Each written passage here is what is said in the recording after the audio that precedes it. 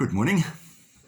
As I said to you yesterday, we're looking at the reflection this week on John's Gospel, chapter 6. And in our reflection today, which comes from verses 30 to 35, Jesus says, "I am the bread of life." Now, the symbolism and the wording of the bread of life, many people are relating to that, and there are references also in the Old Testament which talk about the usefulness of bread and how bread can nourish us.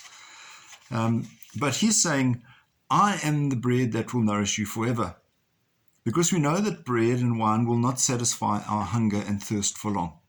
In fact, that little wafer that we receive, the host, is just made literally out of flour and water, which has been toasted, roasted.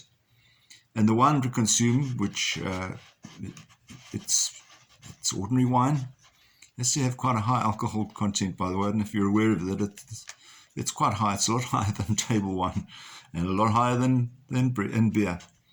So it's strong, but it isn't going to nourish us for long. It's not going to fulfill us, if you like. Jesus says, he who comes to me will never be hungry. And once again, he's talking to those people who have been fed by him as part of the multitude of the 5,000. And they have received literal food.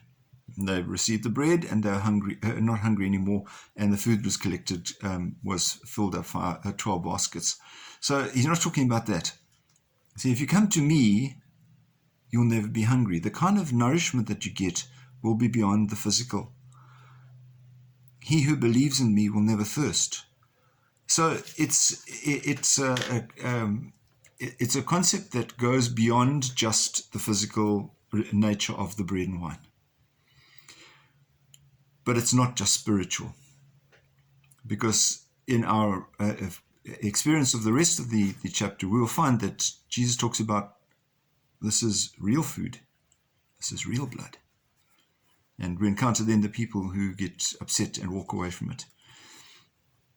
We know that there are many people, even these days, who will go to communion not really embracing whether it is the real presence of Christ. And perhaps you might be one of those who's doubting. You might be one of those who's saying, oh, how can that possibly be? But let's reflect on that today, that the real presence of Christ is there, that we experience there in communion. Have a wonderful and a beautiful day. Stay safe. We'll see you again. Bye-bye.